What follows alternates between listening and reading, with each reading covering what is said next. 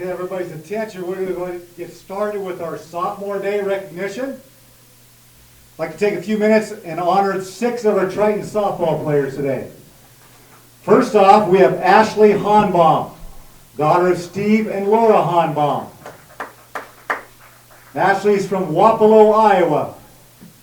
Her funniest moment at Iowa Central was when Kama tried to throw a ball barehanded to first base and flew at the other team's player on deck. What would you like to leave the freshman and incoming 2016 class? Stick together, be a family, be humble, and nothing will stand in your way. And something the sophomores want to say to you, Ashley, you're one of the most humble and thoughtful teammates out there. You're always someone that we can go to for help if we were down about something, whether that's with softball, school, or everyday life. We will miss you very much and can't wait to see your success at Briarcliff. Love you, Ashley. Ashley will be going to Briarcliff playing softball and studying kinesiology. Ladies and gentlemen, Ashley Honbaum. Next we have Molly Mathis, daughter of Mark and Jill Mathis from Fort Dodge, Iowa. Molly's funniest moment is when the bus breaking down 5 minutes outside of Boone, Iowa here a couple weeks ago. Also realizing how much we relate to the movie Benchwarmers and Paige's side comments that nobody ever hears. What she'd like to lead the freshmen to the freshmen. Thank you for making my last year playing this game one to remember. Don't forget, it's never a bad thing to fail miserably in the weight room, right, Coach Hunt? And if you're ever asked to bullpen catch, say no. What the freshmen would like to say to you, Molly. Molly's always been a great leader and teammate for this team since day one.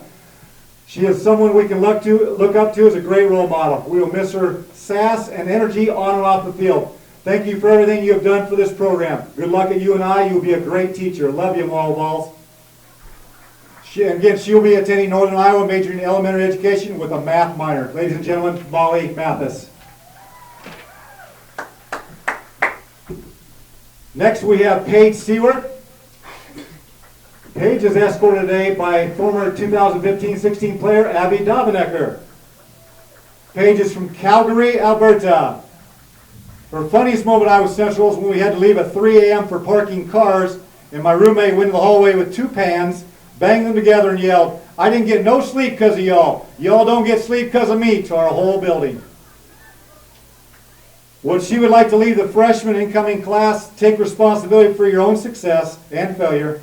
Work hard without needing recognition from anyone. What the freshmen would like to say about you, Paige: you're one of the hardest working people we know and always want the best for everyone. No one will be able to replace your humor and savage side comments throughout the year. Paige, we know you would do great at St. Mary's, and we're excited to see your success there. Love you, Paige. Again, Paige will be going to the University of St. Mary's in Kansas, majoring in digital mass communications. Ladies and gentlemen, Paige Seward. Next we have Cassie Jevin, daughter of Bo and Chrissy Jevin. Bo is one of our coaches here at Iowa Central. Cassie is from Fort Dodge. Her funniest moment at Iowa Central is when Kennedy hit a for sure double, but tripped at first base. So she only got a single. The funniest part was how mad she got while we were all cracking up in the dugout. Well, she would like to lead the freshman incoming class. You're going to meet some of your lifelong best friends on this team. So stick together and work hard because it goes by faster than you think. Oh, and stay out of trouble. What the freshmen say about you, Cassie, is you're always supportive and you've been a voice for this team throughout the year. Believe it or not, we will miss her sass and sarcastic jokes every day at practice. Cassie brings a lot of character to this team that can't be replaced. Good luck with your future and whatever you decide. Love you, Blueberry. Cassie plans to further education at the university, but currently undecided on the college. Ladies and gentlemen, Cassie Jevin. Next we have Brielle Ulrich, daughter of Chris and Julie Ulrich from Fort Dodge, Iowa. Brielle's funniest moment at Iowa Central was bus driving experiences, when Kennedy fell going over first base, and anything Maddie Wagner says. What would you like to lead the freshman incoming 2016 class? Always work hard and take advantage of every opportunity you get because it will be over in the blink of an eye. Thank you, freshmen, for giving me such a great, memorable final season. I love you all. What the freshmen like to say to you, Brielle, you've always been a hard worker and you give 100% of practice and games. We'll miss your spunky personality and your sly bucket catches. Good luck at Iowa State next year. You will do great things in the future. Love you, Brielle. And again, she'll be attending Iowa State, majoring in kinesiology and human health sciences. Ladies and gentlemen, Brielle Ulrich. Last, we have Maddie Wagner, daughter of Matt and Carrie Wagner, and Maddie's from Des Moines, Iowa. Maddie's funniest moment at Iowa Central. Maddie, I don't think this is very funny. When Coach Fry backed into Park Semi on the way back from last year's Florida trip. That was kind of a scary moment. What would you like to leave the freshman incoming 2016 class? Work hard and always be the best player you can be. These 2 years will go by faster than you think. And what the freshmen like to say about you, Maddie, you always have a big heart and a fun personality since day one. You always want the best for us and bring a lot of energy to our team, including your great dance moves throughout the year. We're going to miss you next year. Good luck with your future. We love you, Wags. Maddie's still undecided of school and major in public relations. Ladies and gentlemen, Maddie Wagner. These 6 players are not only good ball players, but more important, they are good people who do things the right way. You all will be surely missed, and you represent what this softball program is all about. We hope you take with you many fond memories and know that you can come back and see us at any opportunity you get. All of you will always be a part of Iowa Central softball. Thanks again for choosing Iowa Central and being a part of this team. Best of luck, ladies, in your future endeavors. Ladies and gentlemen, your 2017 class, we're going to miss the heck out of you. Thank you, girls, for everything.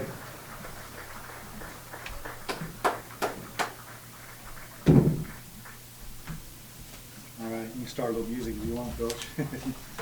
We're going to get ready to go here. Thank you very much, guys.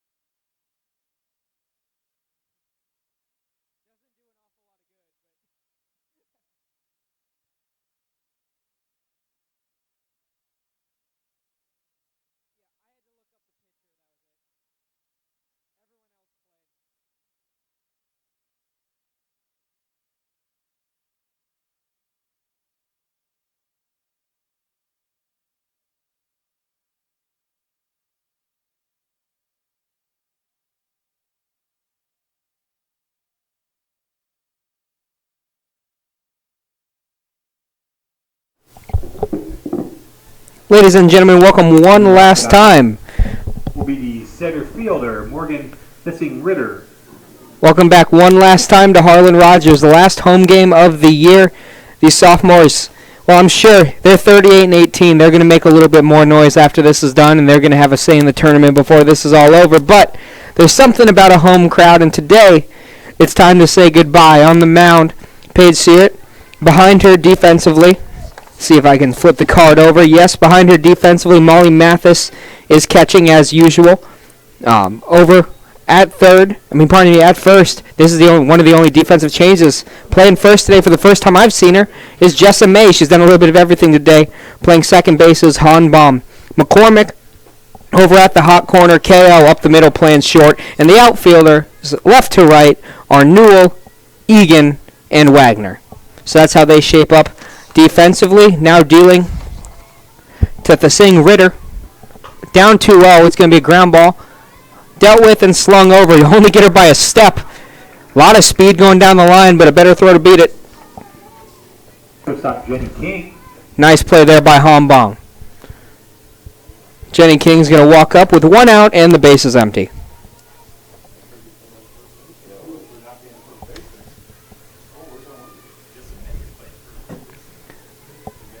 Oh, Seart. See how she does as the day goes on, but we know how nasty her stuff can be for a couple innings. Traditionally, in the closing role on this team, comes out of the bullpen to shut something down. Today, getting the start. So you know you're going to get 2 or 3 innings out of her that are super strong. But this one's going to be a base hit right up the middle, handle the fastball, put it right back where it came from. So they got a runner on here in the first. King with the single. Just as pretty as it was for game 1 of today. Nothing's really changed. Winds died down a bit, but it's still about 68 to 70 degrees with a little bit of a breeze rolling. If it's going to help anything, it's going to help a ball that's going to about right center as it's coming over the catcher's left shoulder and then shooting out into the outfield. This one a little rounder over to third. Dealt with, gets her by a step. The runner will advance up on the fielder's choice. Not on the fielder's choice. They go over to first, but they will put a runner in scoring position on the ground out. Vessel rolled that one over, got ahead of it.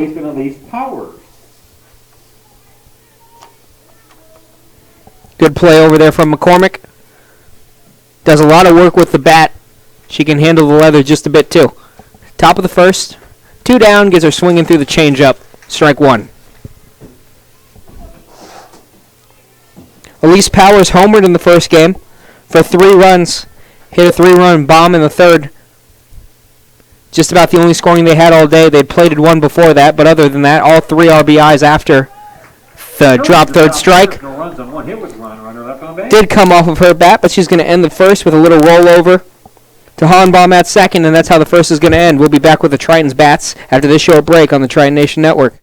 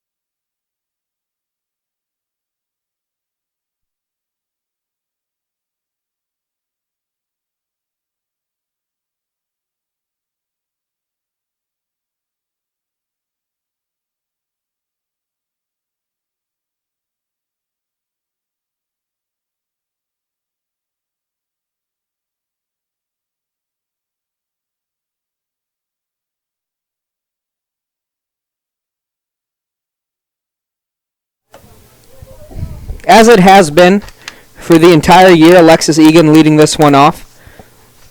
Freshman leadoff hitter. Pitching for NIACC is going to be Anna Fossen. She's going to try to at least get a piece of this offense and maybe cool them down a little bit. Iowa Central put up 19 in 5 innings always be in 4 innings because they didn't get a bat in the bottom of the 5th off the mercy roll. So in 4 innings, they put up 19 runs. She'll be trying to cool that down a little bit. Helping her behind the plate doing the catching is going to be Cody Hillman as this pitch comes in. First base is going to be Shelby Lowe. Playing second base, Megan Wallace. Over at the hot corner, Elise Powers. Playing short, Jenny King. And the outfield, left to right, reads Katie Chapman, Morgan Thesing Ritter, and in right field, Hattie Davidson. Gets a piece of this one. It's foul. Down 0-2 is Egan. Reliable slap hitter. Really fast. If she puts one in play, you don't really have time to collect yourself and get your feet under you. You have to get that throw out right away. Speed kills, especially on this short softball baselines. This one, a dribbler out in front of the plate, kicks its way foul. Still 0-2. Offensively, for Iowa Central, Egan's batting first. Batting second is McCormick. Batting third is KO. Batting cleanup is Hanbaum. Batting fifth is Jessa May, who's also playing first base in this game, instead of Sarah Rowling. Batting, sixth is Wagner. Batting seventh is Mathis. Eighth is Rowling. She's the designated player. And Kennedy Newell is going to be playing left and rounding out that lineup in the 9 spot. Another foul ball, still 0-2 to Egan.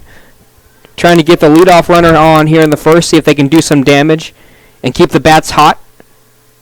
After a devastating first game from the Iowa Central offense, this one, she's going to let go for the first ball of the at-bat.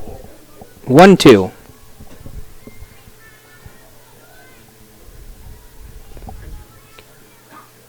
Egan left-handed, makes the speed even a bit more of a killer as she starts 1 or 2 steps closer. And this, she's not going to need the speed. It's going to be a single up the middle. As I mentioned, they like to play, NIACC does, their second baseman and their shortstop closer Sonia McCormick to the third baseman and first baseman respectively. They like to cut that gap out in between fielders, but to do that, they also leave the middle of the field wide open. So if Iowa Central can stay disciplined and hit up the middle, they should be able to find something. But now the shift is off. Egan's off too. And well, how about that? You don't say this very often. She stole second standing, but there was a throw. Just absolutely blistering down the line. Egan takes second. And now just like that, nobody down, 3 outs to work with, and only 1 swing of the bat needed to bring Egan around. She's in scoring position. 1-0 to McCormick. And now Egan's off again. And in 2 pitches, she's on third base. 2-0. And how about that? They had it played to keep her held on. They had the middle infielders pinched. They had the third baseman shading over towards third. They might have even pitched out a little bit. She's still up. This one down and away. 3-0. McCormick speedy, and pardon me, McCormick good contact hitter. It was Egan I was trying to talk about. Egan is speedy. Boy, she really gets that extra advantage. She's so good at reading the timing of the pitch, and she can get a great jump off the bag. This one inside. No, pardon me, they're going to call that strike 1 over the part of the plate. 3-1 must have nipped the inside corner. It was running in on her a bit. So now 3-1, she can have a cut if she likes it. She doesn't. She's going to watch it go by and put runners on the corners. Double play is in order, though. KO comes up. Unfortunately for NIACC, not someone who hits a lot of ground balls. When KO does make bad contact, it's usually up in the air. She pops out a bit. Not really usually someone who's going to ground in to a double play.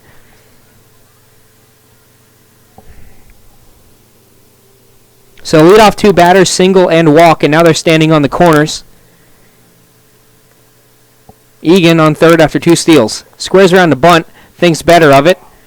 Good to stroll in, and that's going to score 1. Air mails it in. They're going to cut down. Yes, they get her at second. McCormick. She identified the throw in a bit late, got down a bit late, and by the time she was hitting the dirt, they'd already slapped the tag on her shoulder. So 1 down. Bases empty.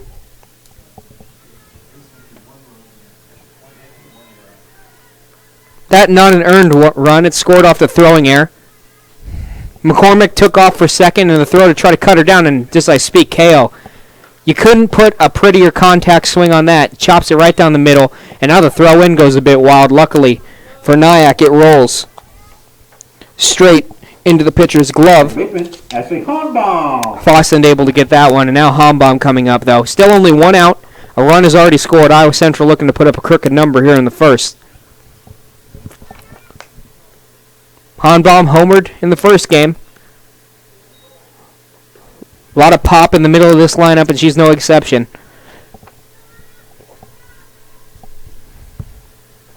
One 0.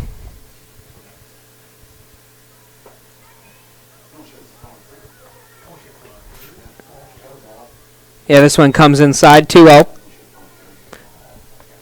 Top of the first, Tritons have already jumped on the scoreboard already after the errant attempt to throw down to second.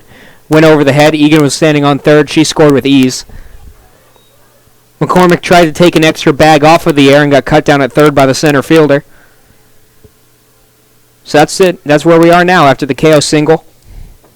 She's standing on second. Standing on first. And still the only out of the inning has been McCormick. Hombaum takes a big hack at this on the inside. Swings right through the changeup, 2-2. Got her looking for something different. And there's a reason she's looking fastball inside, because if she gets one, she can really give it a ride. But that time, they get her out in front. 2-2. Thinks about it. Strike 3. They don't even have a look over at KO, who strolls into second. She'll advance into scoring position. So KO on second. Hombaum strikes out for the second out of the inning, and now Jessamay stepping up. Gets a lot of this one, but it's just going to carry into the gap and die right in front of the center fielder, who corrals it. No problem. Routine fly ball into right center. Handled by the center fielder. Iowa Central goes down here, but not before they put up one. We'll be right back with the top of the second after this short break on the Tri-Nation Network.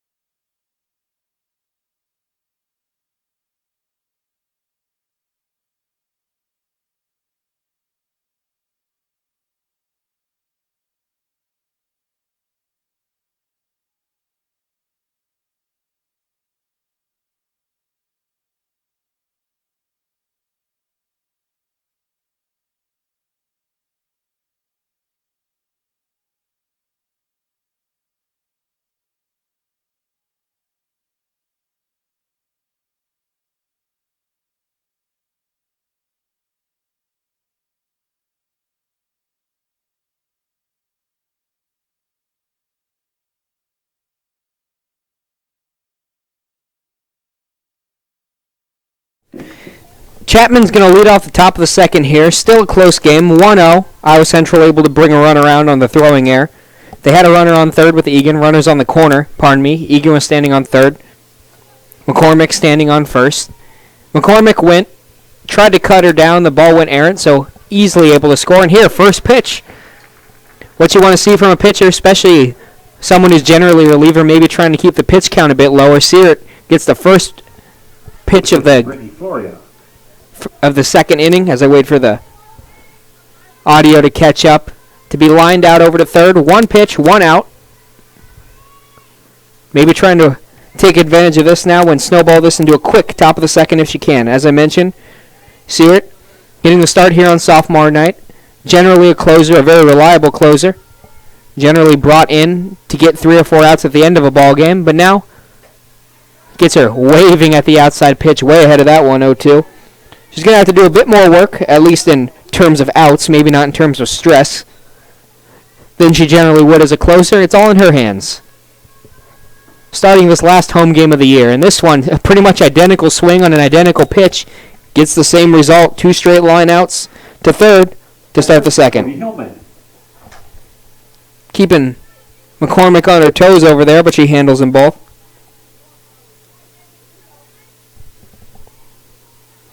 Hillman now up, trying to avoid a 1-2-3 top of the second.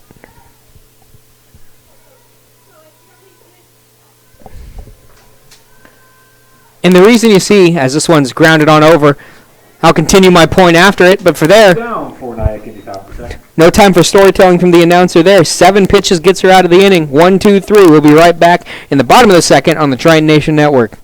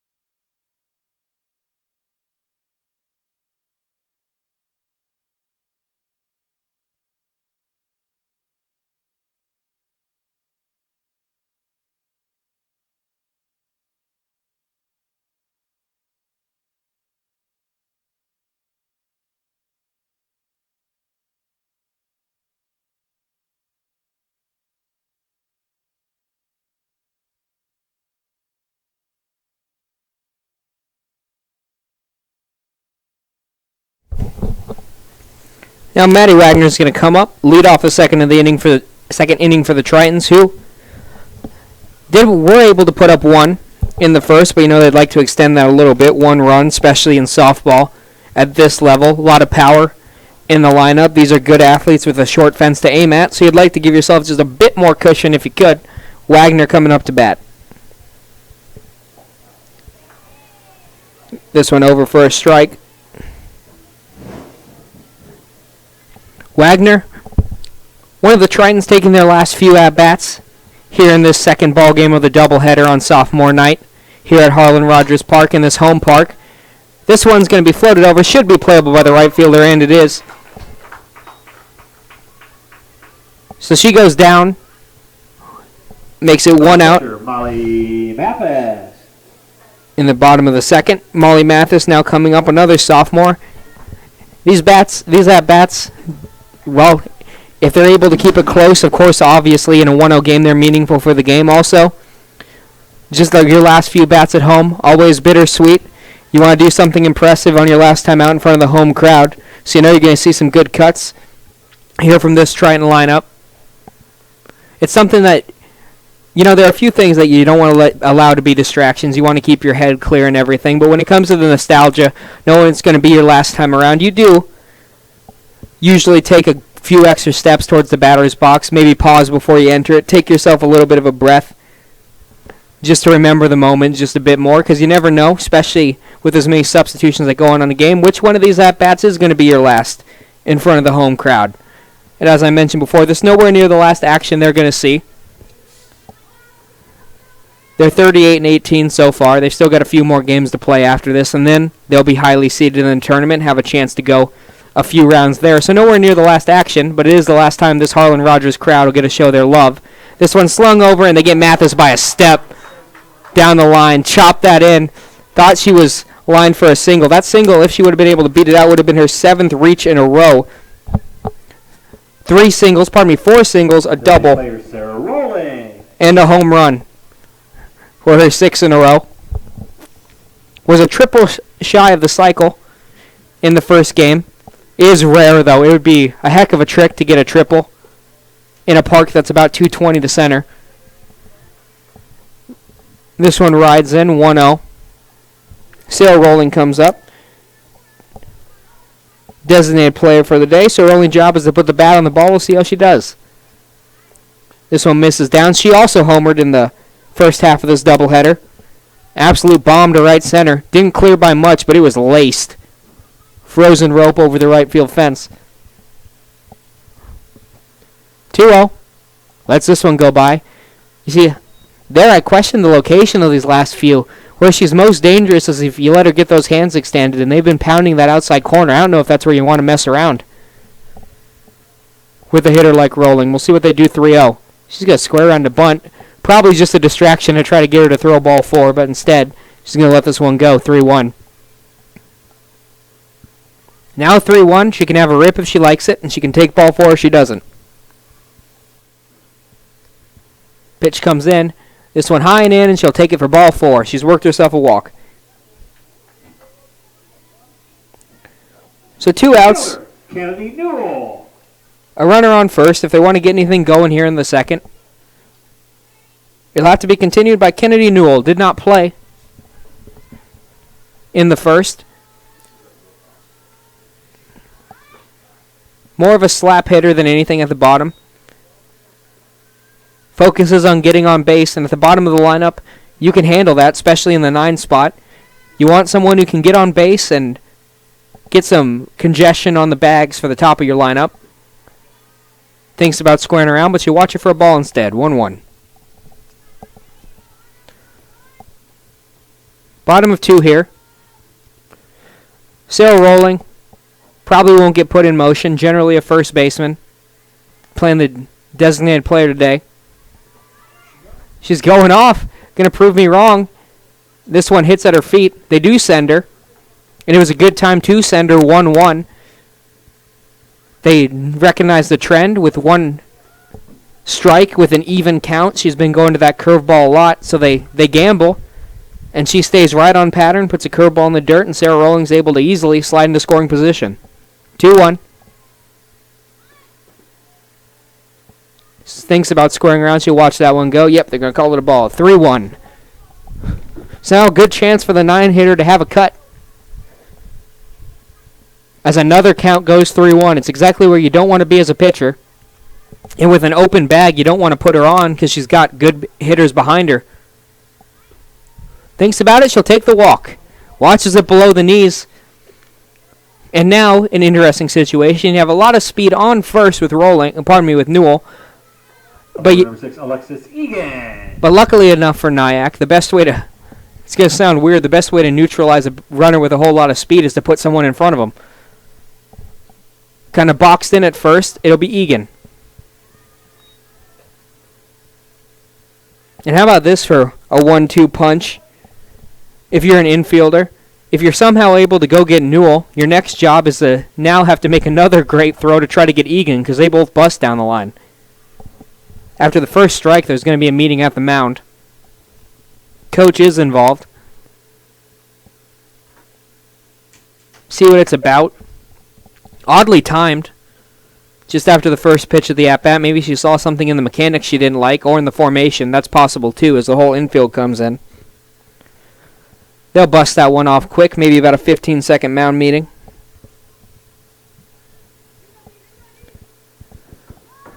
Now, third baseman playing way in for NIACC. Here's the thing, though. In that situation, if Egan can put down a good bunt, it's still 50-50 whether they're going to get her. This one down low. 1-1.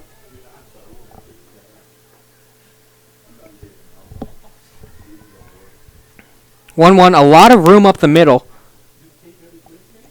If she can square one up, a ground ball up the middle is almost assuredly a hit. This one back. They're really selling out on her either pulling or bunting. And if you look at the spreadsheet, that's her tendency. It's not a bad thing to sell out on. See if she can beat the shift here. Bottom of the second, Iowa Central, already 2 down, trying to score here. Take advantage of the runners they have.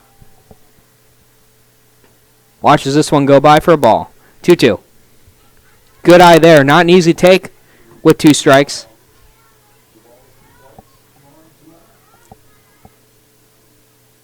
Now we're all the way on. 2s across the board. Slung over. It's going to go 3-2. Didn't get to it in time. But it was pointed out to me before this one. And nope, it's going to stay 2-2. Pardon me, after the foul ball. So I can still say it. 2 balls, 2 strikes, 2 outs. In the second inning, runners on first and second, so 2 on. If we could convince somehow, as this one hits her, if we just only could have convinced Egan to wear 22 for the evening, everything would have worked out perfect. But there, she takes it off the hip. She is limping a bit after the hit by pitch. Wasn't a tough spot. 16, Sonia McCormick. is either the hip or the thigh. Either way, not a pleasant place to get. She'll walk it off. And Sonia McCormick will come up.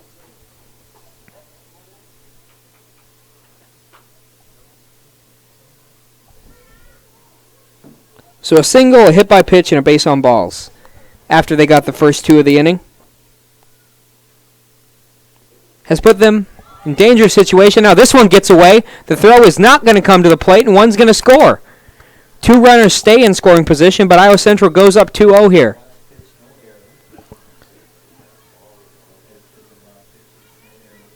Wild pitch is going to be given. Runners still on second and third, not out of trouble yet. McCormick up. She drew a walker last time. And she'll take this one up and in. 2-0. Not the woman you want up right now. And to be fair, out of the next 5 hitters, there's really no right answer to the multiple choice question. They can all hit the ball, and there's runners in scoring position.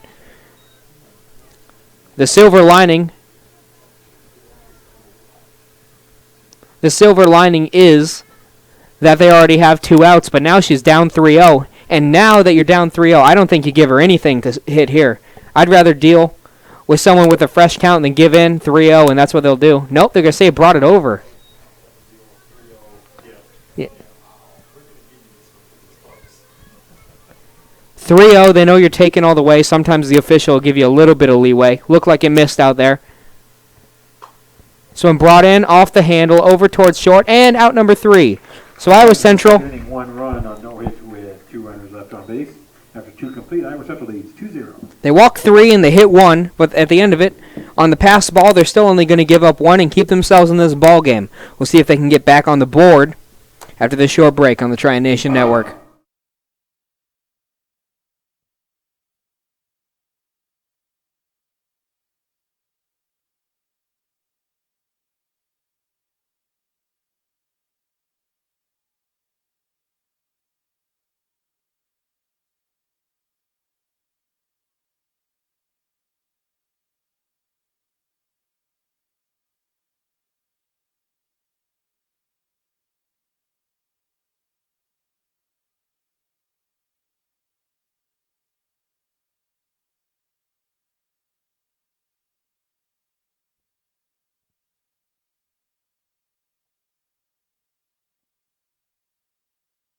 So now a 2-0 lead for Sear early in this game. Leading off the 3rd inning for NIACC. Second baseman, Megan Wallace. So as Wallace walks up, Sear has to feel good about the position that she's in. They've already given her a 2-0 lead. She's got a little bit of cushion working up here, so has to feel good, confident. Likes to attack the zone anyway. And she's got through the first 2 innings pretty good. She's only given up 1 hit. Besides that, it's been pretty smooth sailing, and that 1 hit didn't advance past first base. So low tension for her so far, which, as I mentioned before, she's usually a closer, so it's probably a nice change of pace to come in every now and again with the bases empty. 1-1 is a sophomore. As is pretty, let me see if I can go down here. 5 of the 10 players involved in the starting lineup are sophomores for Iowa Central. So, looking to play themselves out with a win. And to do so, they've already got themselves a 2-0 lead. So if Searitt can pitch like we know she can, they might not even need any more. Trying to do her part, and so far, she's got through 2, and she's up to the first batter 1-2, and gets her swinging right through it for the K. Leads off the 3rd with a strikeout. Right fielder, Eddie Davidson. Now Davidson.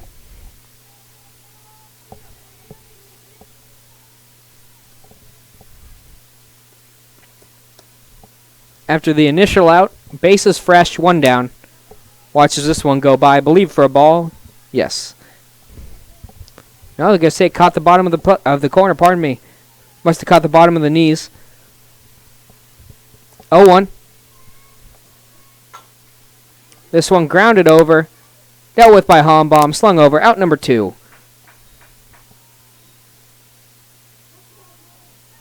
Top of the order, number 16, Morgan Dessing Ritter. And now, just now, here in the middle of the third inning, they finally turned the lineup over, see where it is dealing right now, and it's going to be Morgan Thesing Ritter.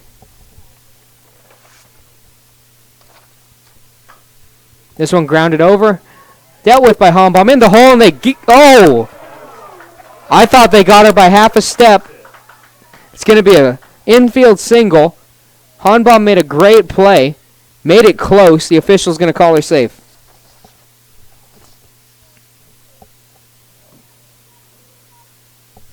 So only the second hit they've had so far, and it comes on an infield single. Holmbaum made it close.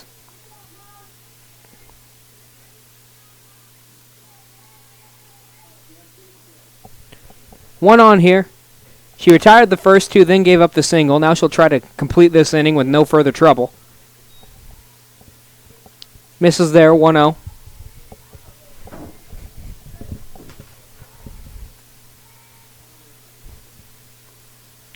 The pitch. It's grounded over. It's going to be a tough play. She's getting down the line hard, and they get her by a step and a half. A good, strong throw by the shortstop. That one was dribbled. She had a long way to go to get there, but the speed in the arm is enough to get her out down the line. We'll be right back with the bottom of the third here on the Triton Nation Network.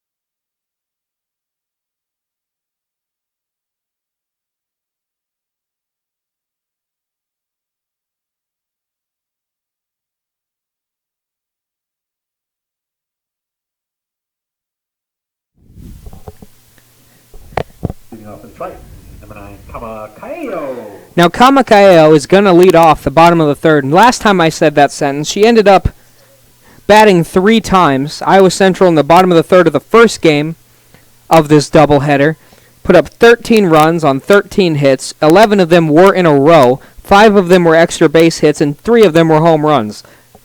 So trying to prevent a repeat performance, but it's going to start with her second single of the day. She singled in the first to center. She gets a repeat performance here. And now Iowa Central's got their leadoff woman on here in the bottom of the third. Holmbaum will come up, struck out her first time up, so looking to reach, or at least put the ball in play. She'll be trying to keep it off the ground, though, with a runner on first.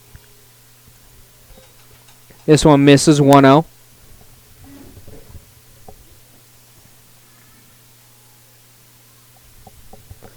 KO on first.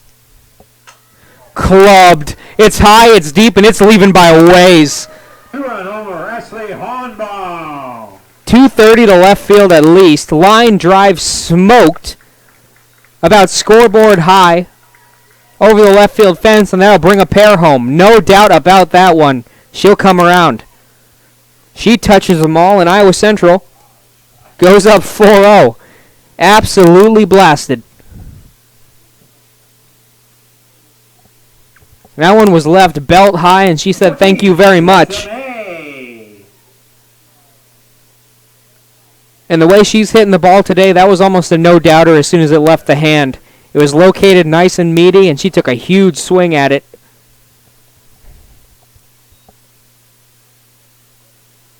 As that round tripper goes, she'll be going on to play at a higher level, and you see why. May now up to pitch.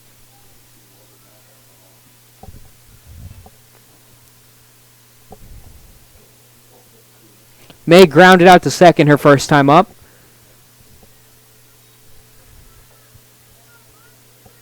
So maybe the start of another rally here in the bottom of the third. They've already brought across 2. And there's nobody down. Base knock and a home run. What else can you ask for out of the heart of your order? But it's not over yet. Still have to deal with the... Well, 5 is generally the RBI spot. It's where you put someone who's a good situational hitter, can slap the ball around, so that when people get on, they're a good RBI hitter. But now she's got the bases empty, and she's going to fix that. Deposits a single into right. So how about that? Who knows how many more at-bats Honbaum is going to have, or May.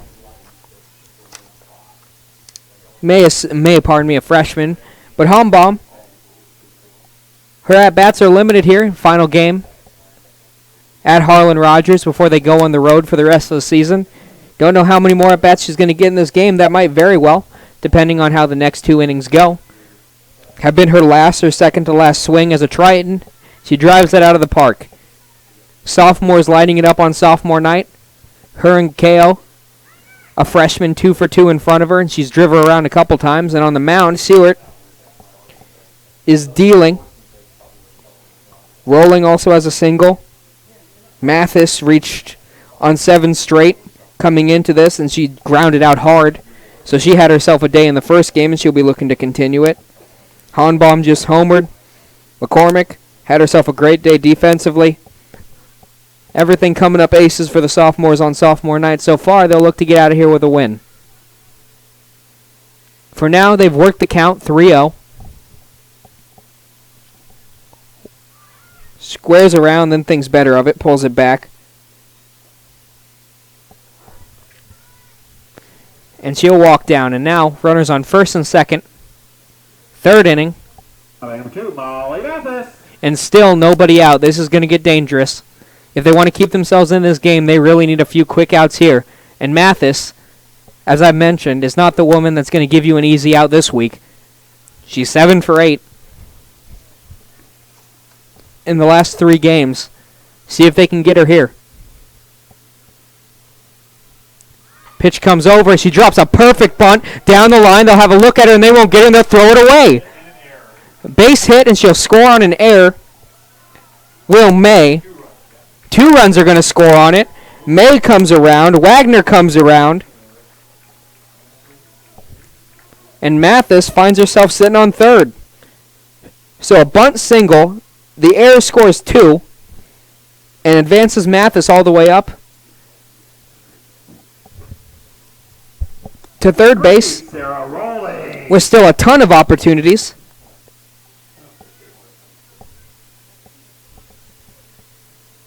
To get them in.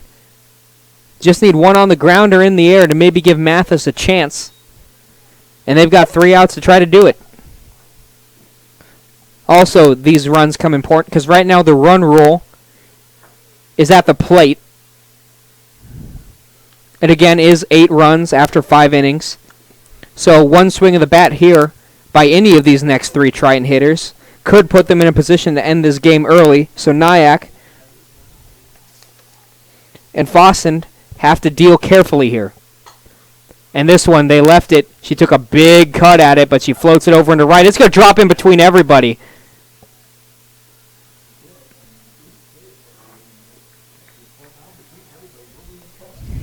I don't have the heart to score that a hit. Not even on sophomore night. The second baseman has a stab at it.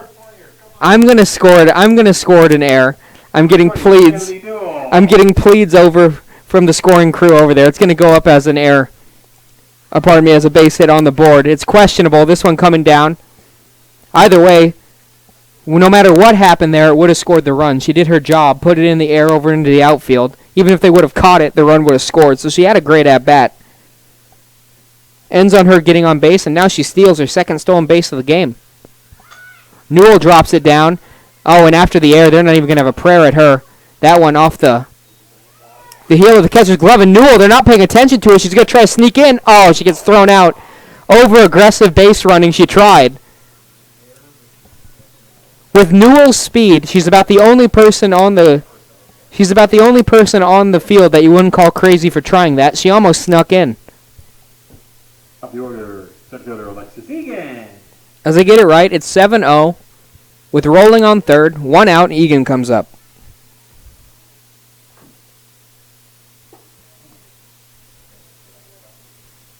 Egan takes that one off the outside corner.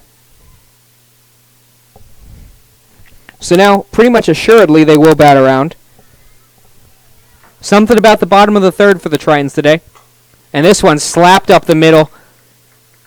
Finds herself an RBI single, and the train keeps rolling. Iowa Central up 8-0.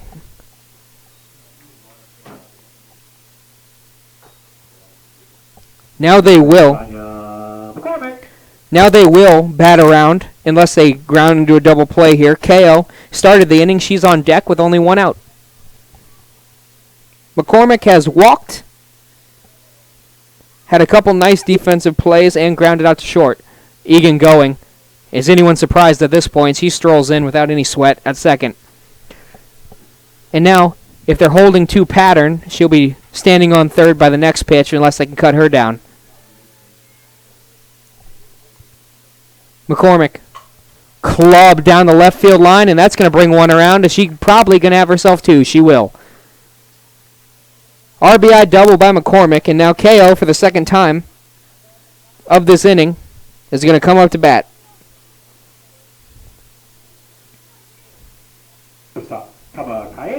Not making it easy to keep Book in the bottom of the third this inning. They bat around again. KO singled earlier this inning and also singled in the first. Oh, and this one, wow, get the tape measure out. She bangs that. She almost cleared the second fence that keeps balls out of the parking lot. Landed at the foot of that. That's a if you put another ballpark directly behind this one, that's a fly out to short. That was absolutely clubbed. Kamakeo is going to round the bases. She's 2 for 2 in this inning with a home run. And Iowa Central goes up 11-0. Wow, she got a lot of that one. It was hung out to dry, and then she hung it out to dry. High and deep, and there was never a doubt.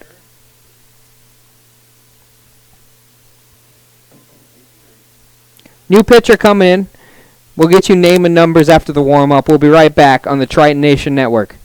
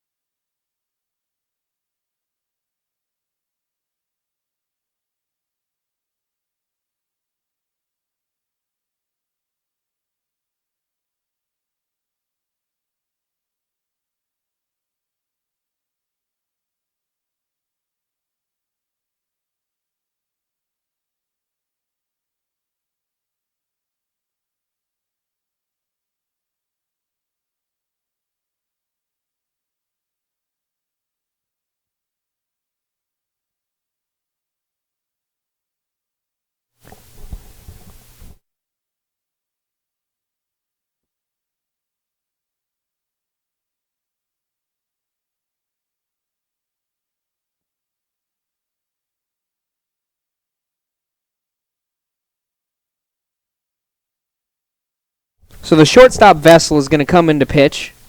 As she does, 0-1. We did have to wait a little bit in between because legally you can't take the next at-bat until the ball from the first one lands. And I'm still not sure the one KO just hit has come down yet. Absolute moonshot over into left center, and now they're up 11-0. The Tritons bats. Something about the bottom of the third for them today. First time they batted around second. Twice they've already batted around here. And this one, lasered. It was a tough play, and she's able to control it. And a good scoop over at first base gets him the second out of the inning. Good defensive play there by NIACC. Replacement, Jessa May.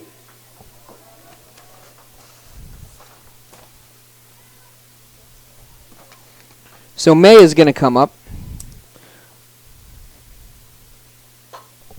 Oh, and this one floated over towards right and gathered in. Out number 3, Iowa Central.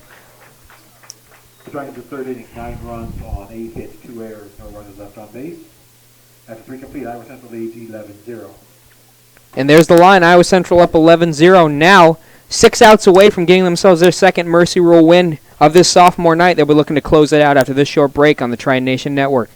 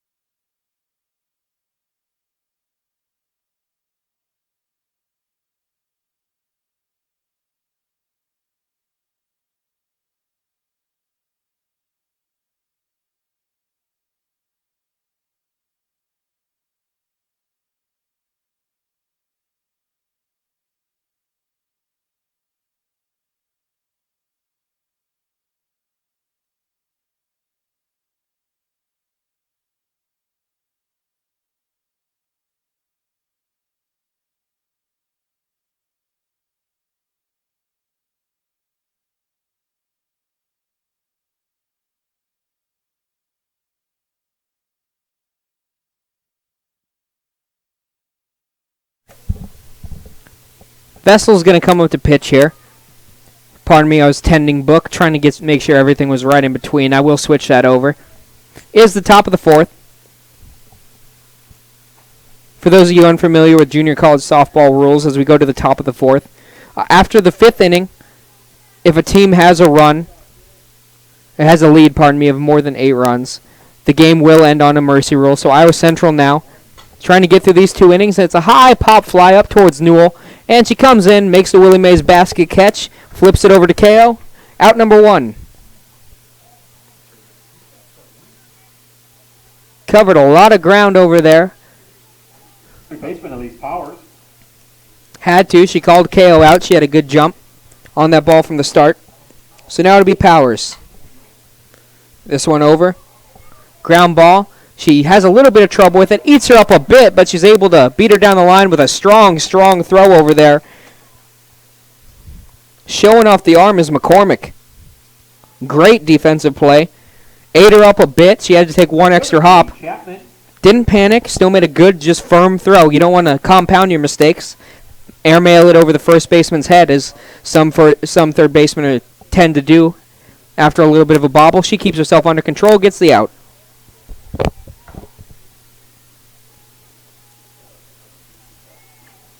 So they get the first 2. Vessel and Powers go down, and now Chapman. Seward, we knew her stuff was good. Now she's working in. And how about this? She's a closer, so we were saying that I hadn't seen her work deep innings. I didn't know how well her arm was going to stand up. She's used to, of course, she's been conditioned over the season to get 3 or 4 outs, high stress outs, important outs, and then go home. But now I was wondering how good she was going to be working late into a ball game, and it's the 4th inning here. We're through 3 2/3, and her arm is still popping. That last fastball might have been the best one she threw all day. Top of the 4 here, 2 outs. Now this one lined up. It might be a single. No. Egan robs that one. Absolute great jump into the hole. Didn't even have to lay out to get it.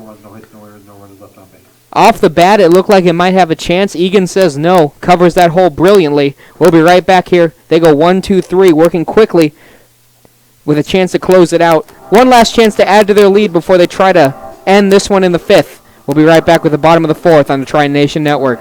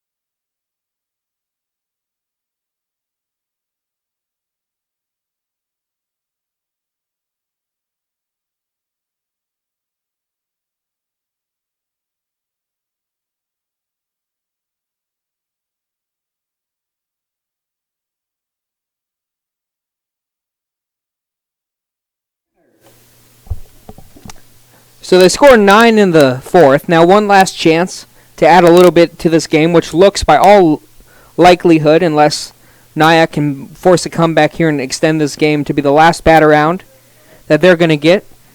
So as Wagner comes up and singles it over into right. Beautiful. Dumps it into the right center gap. Dies in front of the center fielder for a single.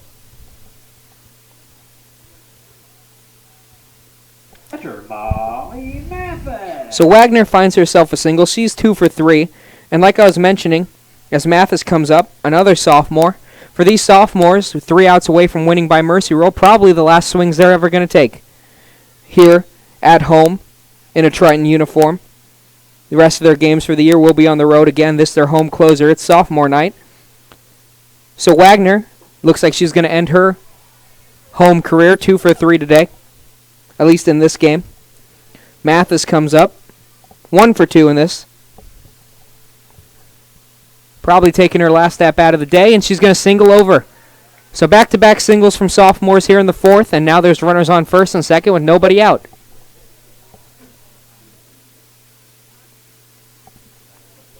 So 9 for her last 10. Bree Ulrich is going to enter, pinch hit. And taking the Tritons to be number 17, Bree Ulrich. She's going to pinch hit for rolling.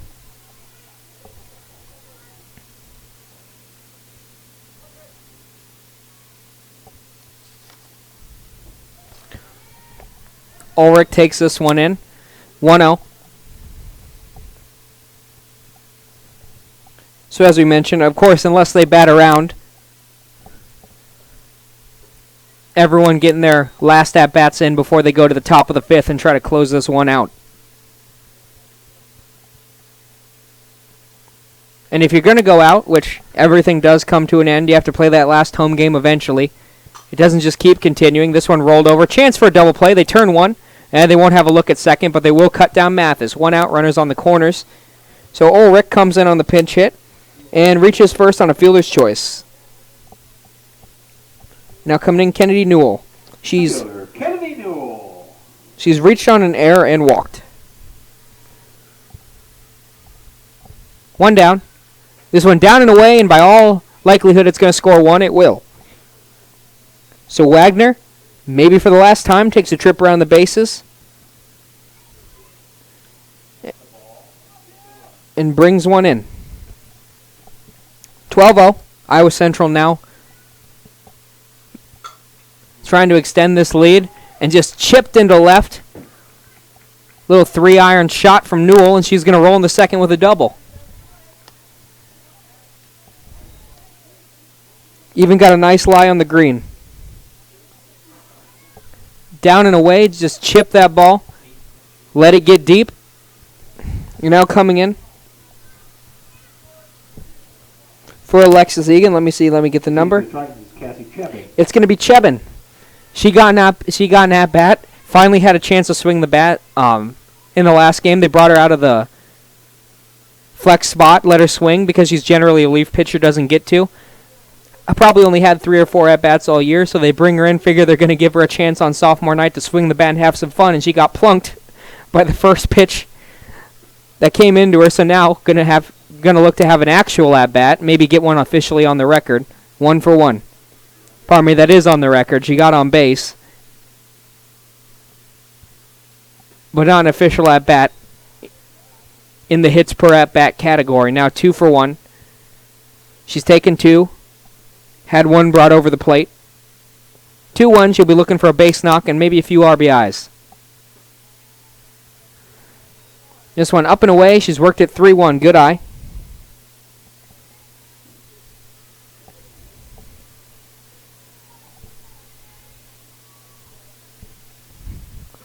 Now this one up and in, and she takes ball 4.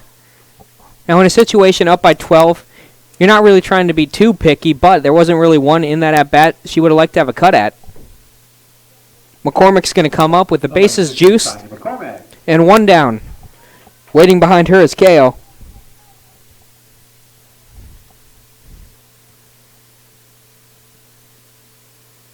The pitch. coming in from low. That one misses 1-0. Chance here to maybe twist the knife a bit. They're already up 12-0. She gets out ahead of this one. Floated over towards shortstop. Got fooled on the changeup, was ahead of it and under it. And now there's 2 down. Ninth, Caleo. And here's Caleo, who maybe had the longest ball we've seen hit here in Harlan Rogers, definitely this year, on her last one. But now she's going to ground over to short, and they're going to cut her down. Yep, they get her by a step down the line.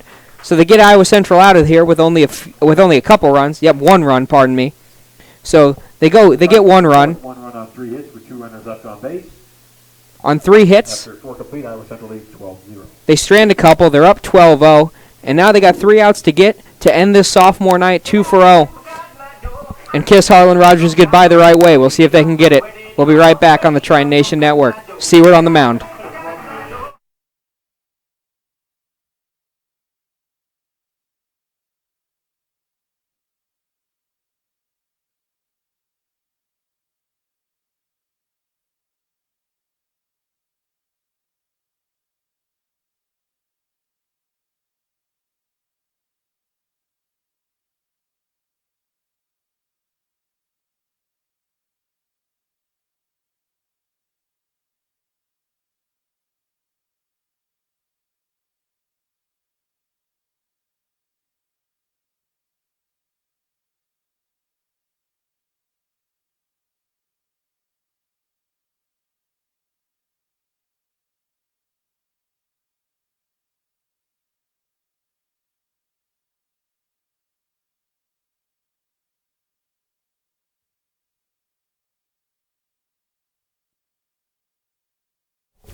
Brittany Floria up. Paige Seart trying to close this out, make a complete game out of it, and end what I'm sure has been an emotional day down on the field. We saw at the beginning of this the sophomore ceremony, sophomore recognition, saying goodbye to the home crowd one last time before they go into tournament play, and a couple conference games before that, but those will be on the road as well. So last chance here for everyone in Dodge to come out, see this team play before they hopefully go on to bigger and better things. They're definitely good enough for it.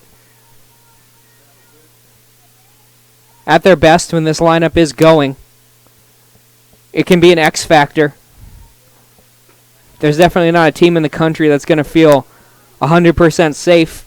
They have been beat a few times by a few good teams, but with this lineup, they've got a swinging chance against just about anybody. And looking to end the homestand here and the home season, and it's going to be robbed over in center by Chebin.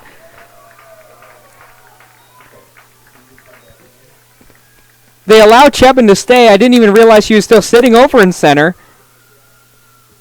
And how about this? Her talents have been wasted in the bullpen all year. Lays out, takes that one away. Cody Hillman. So how about that for a moment? Sophomore Chebin, they bring her in. Hasn't played much defense, generally a relief pitcher. Comes in, lays out for that one. Now Iowa Central 2 outs. But as we were mentioning, always definitely not the last game. You still got some more ball left to play. But there is a special connection, especially for these people who have been here for a couple years, that you get with the home park. You know how it plays. You know how the fans are. You get to know half the fans in a town this size. So, one last chance to show off, have a moment in the sun before, well, you really go into where they matter and where wins and losses are what decides whether you keep going in a season. And it's been a heck of a day to end on. They win the first one by run rule, and now up 1-2. Seward, another sophomore, has put on a heck of a day, looking to close it out, get herself a complete game, and get all these sophomores a sophomore day to remember. Now they're 1 out closer. 2 down here.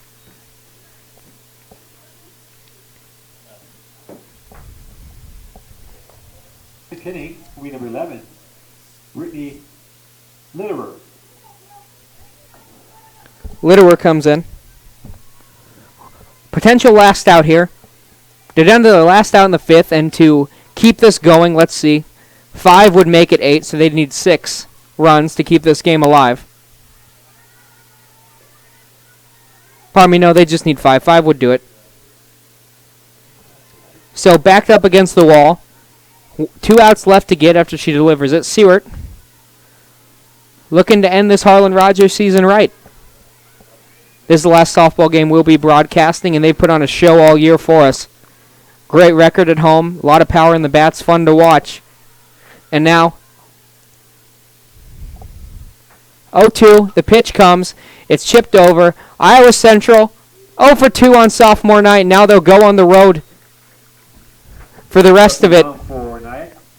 These sophomores say goodbye. Ball game. Iowa Central 12, NIACC 0. It'll be Triton's last home game of the regular season. And wish them the best of luck for the continuing of the regular season and the playoffs. Well, thank everybody for coming. Please have a safe drive home. so they say goodbye, and they say goodbye right. They win 2, one 19-4. This one 12-0. Absolutely beautiful way to end it. The sophomores, been a pleasure covering them. Great group, and they've got a chance to really make some noise in the playoffs. But for Harlan Rogers, we're signing off for the season. No upcoming games to announce. This is the end of our broadcasting season as well. And they ended out right. Sophomore, Seward's going to get the win, and she does it on a heck of a performance. If you're going to give an MVP for the second game, it's got to go to her. First one's got to go to KO, but the second game, Seward, borderline unhittable. No runs on 2 hits. No errors committed behind her. So that's how Iowa Central ends it. I've been Tyson Strayer. This has been Reese Webb signing off for good for this year from Harlan Rogers. Thank you guys so much for listening. Your Tritons win 12-0. You guys have a fantastic rest of your night.